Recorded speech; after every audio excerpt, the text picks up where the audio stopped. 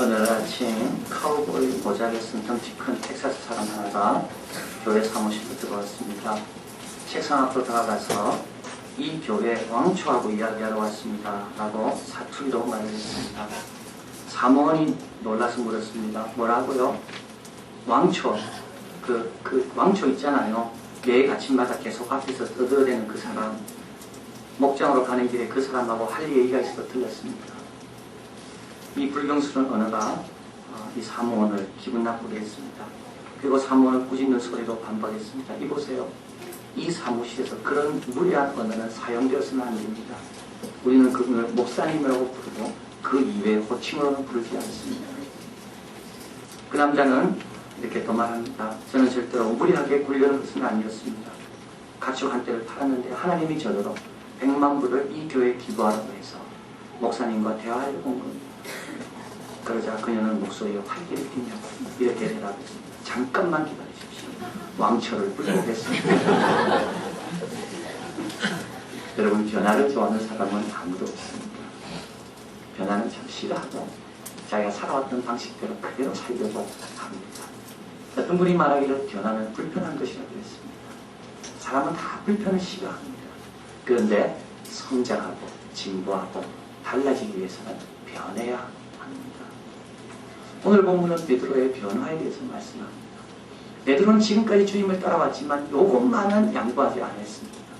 베드로뿐만 아닙니다. 초대교회 주님을 따랐던 모든 성도들은 다 마찬가지입니다. 오늘 본문의 이 이야기가 10장에 있고 11장에 그대로 똑같이 나와 있습니다. 왜 2장에 걸쳐서 똑같은 이야기를 누가는 전하고 있습니까? 이 이야기가 너무 중요한 이야기이기 때문에 그렇습니다. 오늘 이 사건 때문에 어떻게 보면 초대교회는 갈라질 뻔했습니다. 왜 베드로가 할례받지 못한 이방인 고넬료 집에 들어갔냐는 겁니다. 다 예수 믿는 사람들의 이야기입니다. 이것은 예수 믿는 사람과 안 믿는 사람의 이야기가 아니라 예수 믿는 교회 공동체 안에서 일어난 일입니다.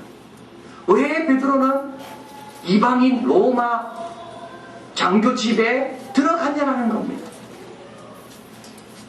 유대인들이 이 벽을 넘지 않고 있습니다. 초대교회 성도들이 이 벽을 안 넘고 있습니다. 예수님 말씀 들을 때요, 예수님께서 이런 말씀할 때마다 이런 너무 기뻤습니다. 왜냐하면 자기들의 선민의식을 또 확고하게 만들어주는 것처럼 들렸기 때문에. 내가 율법의 1.1획도 폐하지 않고 완성하러 갔다. 얼마나 좋아했는지요.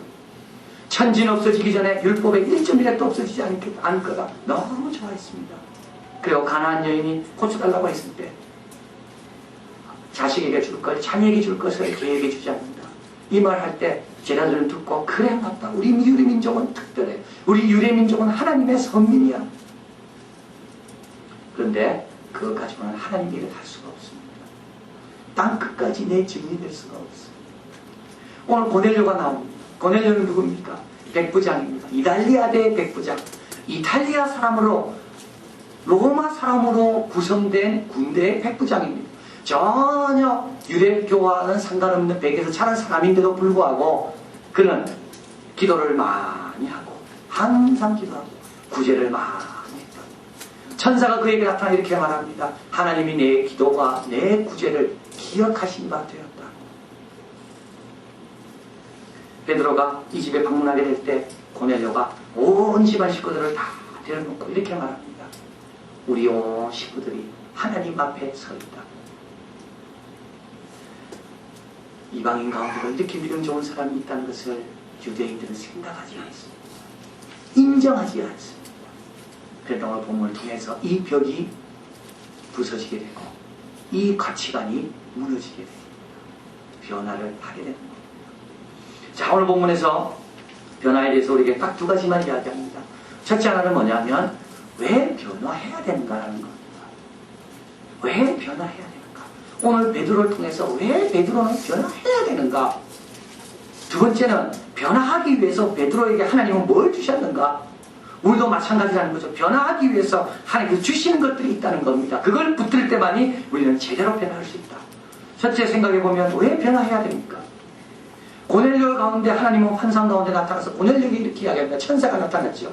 고넬료야, 피장 시몬의 집에 있는 베드로를 초청해라.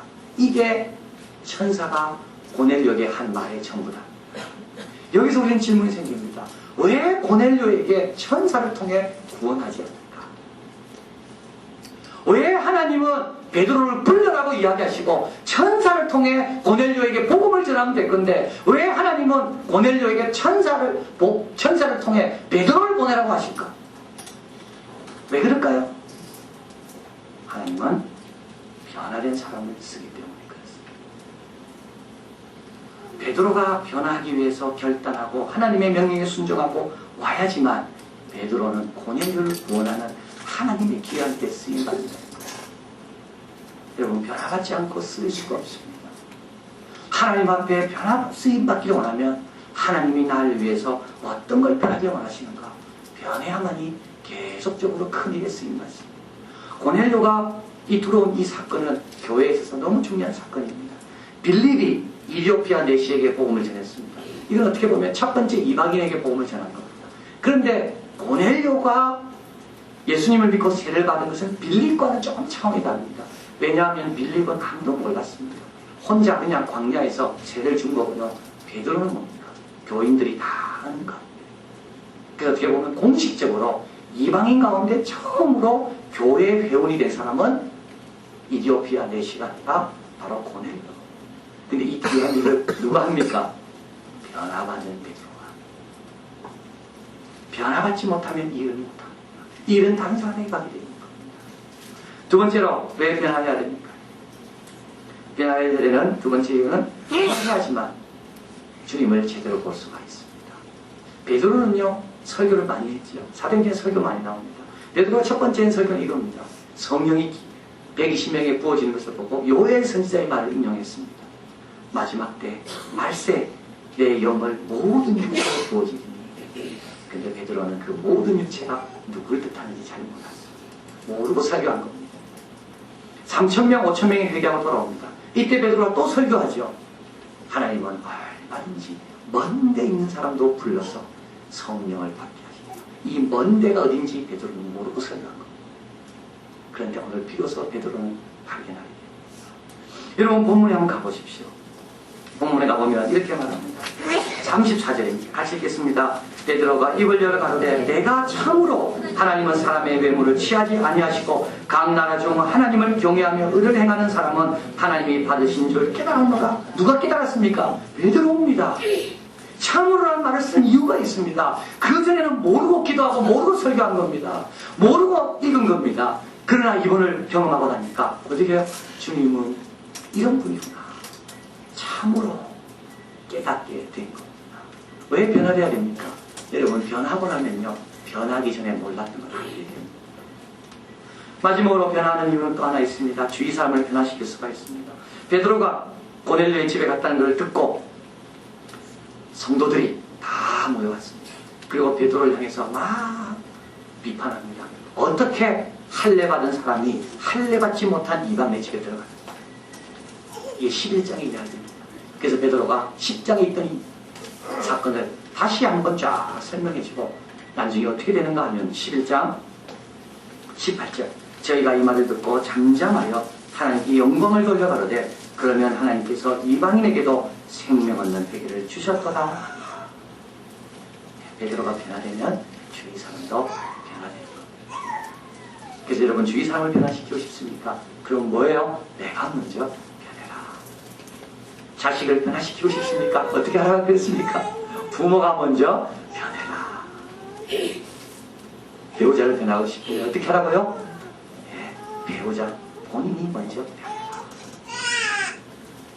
맞다. 그렇죠? 여러분 변화해야지만이 쓰임받고요. 변화해야지만이 어떻게 됩니까? 다른 사람 변화시킬 수가 있고요. 변화해야지만이 하나님의 깊은 뜻, 더 깊고 더 오묘한 하나님의 진리를 내가 깨닫게 됩니다. 자, 그럼 어떻게 변합니까? 오늘 본문에서 두 번째 이야기하는 겁니다. 베드로에게 하나님께서 변화를 위해 준 것이 세 가지가 있습니다. 첫째 하나는 뭐냐면 환상입니다. 베드로가 시몬 피장의 집에 정오쯤 기도하고 올라갔습니다. 정오에 기도하러 갔다는 것은 유대인의 관습입니다. 아직까지 베드로는 유대인 스타일로 예수 믿고 있는 겁니다. 유다인식으로 사람을 판단하고 있습니다. 그래서 기도하러 올라가는데 환상이 보이며 거기에 큰 보살가 내려옵니다. 그리고 보자기 안에 보니까 온갖 짐승들이 다 들어있어요. 음성이 들립니다. 네가 취하여 먹으라. 베드로가 대답합니다. 아닙니다. 나는 저런 속된 걸 못 먹습니다. 하나님 말씀합니다. 내가 깨끗하다는 것을 네가 왜 속되라고 합니까? 세 번 음성 듣습니다. 그리고 이 환상은 사라지고 그 보자기는 올라갑니다. 학자들은 말합니다. 베드로가 본 환상이 뭘까? 이 큰 보자기는 뭘까? 이거는 교회라는 겁니다. 교회 안에 주님께서 다 깨끗하다고 한 사람들이 다 들어오는데 베드로는 유대인의 관점으로 유대인은 괜찮고 이방인은 안 된다. 변하기 위해서 뭐가 있어야 됩니까? 환상을 봐야 됩니다. 꿈을 꿔야 됩니다. 여러분, 사람들이 왜 배우기를 멈추는가? 꿈을 잃었기 때문에. 배워봤자 뭐 하는데? 꿈 없는 사람은요, 변화를 시도하지 않습니다. 미래에 대한 계획이 없는 사람은 오늘 자신을 변화시키고 쳐서 복종해냈던 이유가 없습니다. 어떻게 보면 꿈은 동력이고 에너지입니다. 꿈이 있는 사람은 미래를 향해 자신을 움직이게 합니다. 꿈은 보이지 않지만 굉장한 힘을 우리에게 발휘하는 것이 꿈입니다.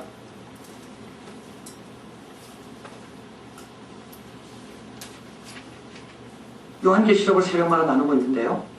그때 하나님께서 아시아 7교회 조그만 교회 성도들에게 주시는 말씀이 어떤 말씀이냐면 너희들은 로마 황제와 싸울 사람들이라는 겁니다.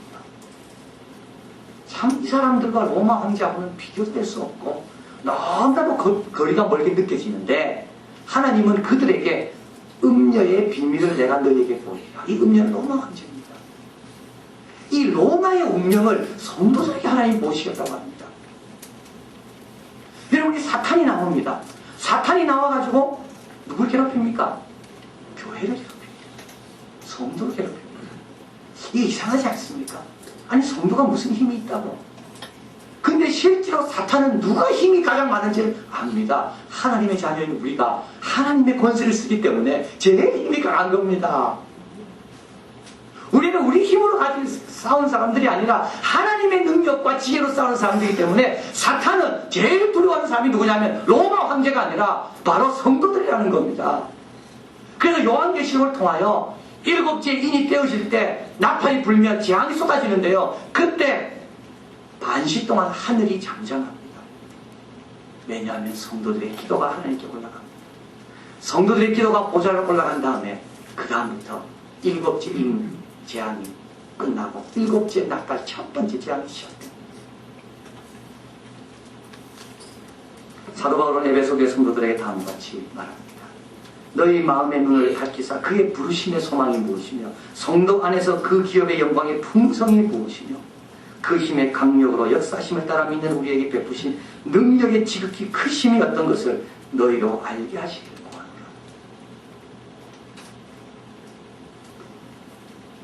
묵시가 없으면 백성이 방자에 행한다고 했습니다. 여러분, 우리 스스로를 제한하면 안 돼요. 우리가 얼마나 중견 자이고 우리가 얼마나 큰 열쇠를 갖고 있는 자인지. 이번 여름 성경학교 마찬가지입니다.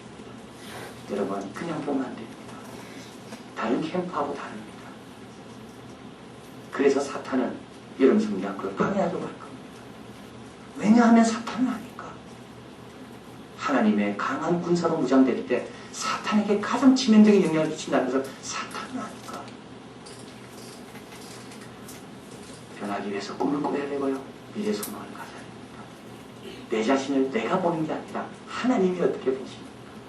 오늘 본문에서 베드로가 본 보자기 환상은 하나님의 환상이었습니다.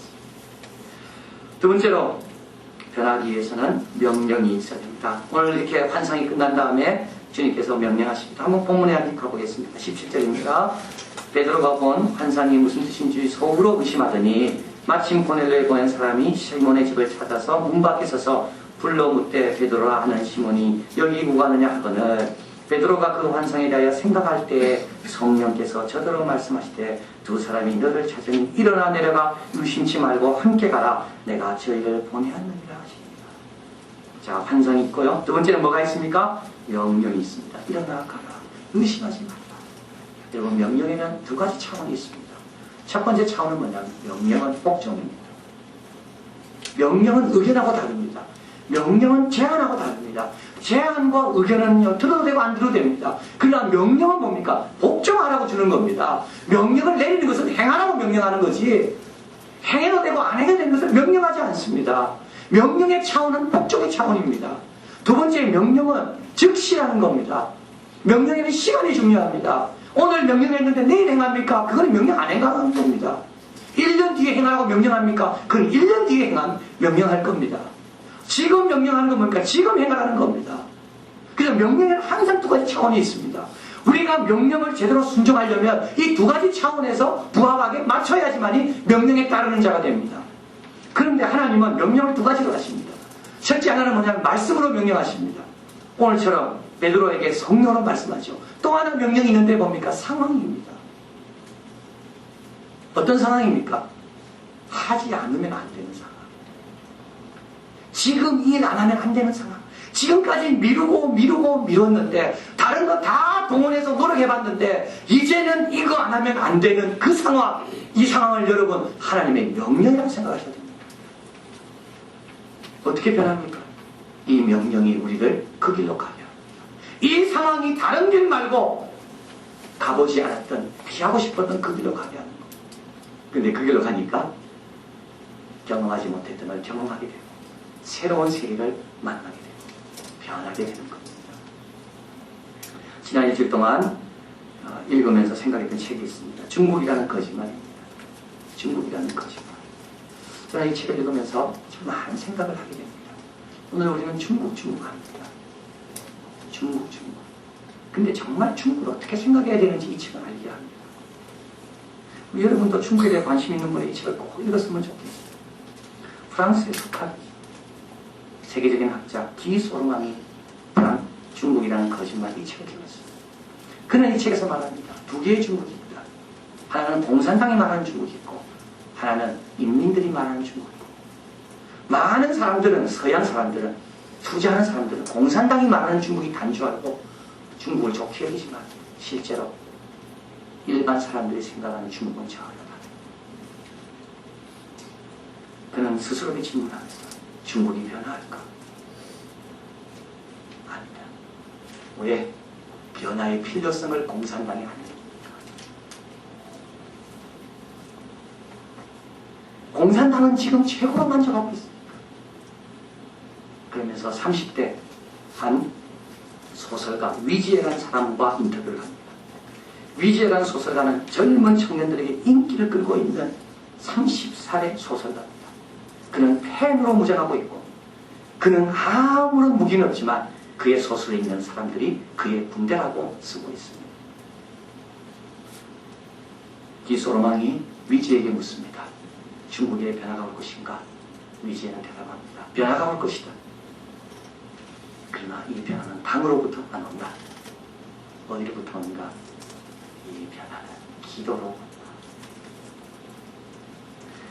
그러면서 그는 이 한국어판 서문을 다시 적으면서 한국 독자들에게 이렇게 부탁합니다.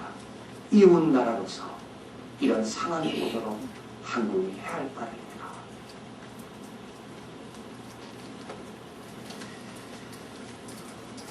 기도하는 겁니다. 상황이 무르익도록 공산당원들이 더 이상 이 일 아니고는 안 되겠다. 하나님의 명령으로 여기도록 많은 교회를 핍박하는 공산당들이 이제는 기독교 지하교회를 인정하지 않으면 안 되겠다. 그러면서 우리들 생각해봅니다. 여러분, 상황이 가득 차서 이제 더 이상 과거의 방법 말고 이 방법밖에 안 되겠습니까? 이거는 뭡니까? 이제 변화의 때가 온 거라는 겁니다. 그동안은 이 방법 저 방법 다 찾아봤지만 이제는 엎드리는 수밖에 없구나. 이제는 겸손한 수밖에 없구나. 이제는 용서할 수밖에 없구나. 이제는 내가 화해할 수밖에 없구나. 이거는요, 명령입니다. 그리고 얼마나 감사한지 이제 내가 변할 때가 됐다는 말입니다. 마지막으로 주님께서 변화를 위해서 우리에게 주는 것이 있습니다. 베드로가 가진 것이 있습니다. 그건 뭐냐면 우리 주님이 계속 도우신다는 겁니다. 자, 오늘 본문에 가보면 베드로가 설교를 합니다. 44절에 가보겠습니다. 베드로가 이 말을 할 때 성령이 말씀 듣는 모든 사람에게 내려오니 베드로가 함께 온 할례받은 신자들이 이방인들에게도 성령 부어주신 걸 인하여 놀라니 이는 방언을 말하며 하나님을 높임을 들음이라. 이에 베드로가 가로되 이 사람들이 우리와 같은 성령을 받았으니 누가 능히 물로 세심을 금하리요. 자, 여기서 베드로가 고넬료 집에 갔습니다. 그들을 위해서 하나님에 대한 말씀을 전했습니다. 근데 설교가 끝나기도 전에 성령이 임합니다. 근데 성령이 임함으로 고넬료 집에 있는 모든 사람들이 다 뭘 말하는가 하면 방언을 말하며 하나님을 높입니다. 이것은 베드로와 120명의 마가다락방에서 경험한 것과 같은 겁니다. 그래서 베드로가 놀라는 겁니다. 우리가 받은 것 똑같은 것을 이들도 받고 있구나. 그래서 베드로가 그에게 세례를 주죠. 누가 금하겠는가? 여러분 뭘 말합니까? 우리는 변화하려고 할 때 두려워하는 것이 바로 이겁니다. 내가 오늘 작정하고 변화하려고 노력했지만 내일 내가 다시 돌아오면 어떻게 하나? 지난번에도 실패한 적이 있는데 이번에도 실패하면 어떻게 하나? 그런데 베드로가 변화를 결단하고 발을 움직일 때 누가 함께 하셨습니까? 성령님이 함께 하십니다. 그래서 베드로가 설교할 때 베드로에게 확신과 약속을 이루시기 위하여 성령께서 함께 하시며 역사하는 겁니다. 이번에 우리 청년들이 시카고를 가면 휘튼 대학을 이제 방문하려고 합니다. 거기 빌리그램 센터가 있고요. 이제 거기에 미국의 명문 사립대학 중에 하나인 휘튼 대학을 이제 둘러보고 이제 올라갑니다. 휘튼 대학은 1830년대 시작된 대학인데 그 대학은 주기적으로 부흥을 경험한 특별한 대학입니다. 아주 명문이면서도 아주 신실한 좋은 대학입니다. 그런데 이제 휘튼 대학의 이 부흥의 역사를 우리 청년들과 함께 읽으면서 이 저자는 이렇게 말합니다. 왜 하나님께서 부흥을 젊은이들에게 주실까요? 왜 이 부흥의 역사를 이 젊은 세대 사람들에게 일으키시는 건가? 그런 세 가지로 이야기합니다. 첫째 하나, 젊은이들은 변화에 대해서 열려있다는 것. 두 번째는 젊은이들은 이 변화를 위해 지불해야 될 대가를 지불할 용기가 있다는 것.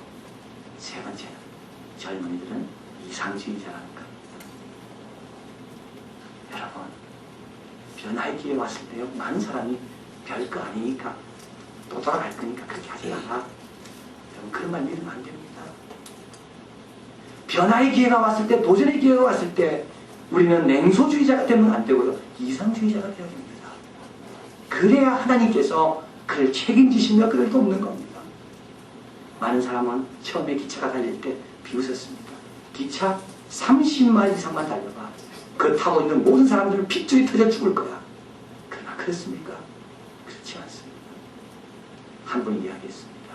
만약에 냉소주의자의 말을 들었다면 세계는 멈췄을 거다. 냉소주의자들은 멈추게 하는 자들입니다. 냉소주의자들은 멈추든지 후퇴시키는 자는 냉소주의자입니다. 변화를 할 때 여러분 성령님을 믿으시길 바랍니다.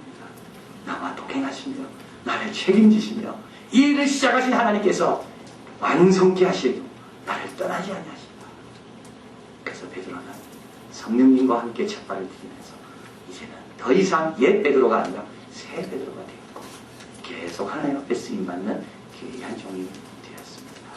이런 놀라운 역사와 열매가 우리 모두에게 있기를 진심으로 바랍니다. 기도하겠습니다.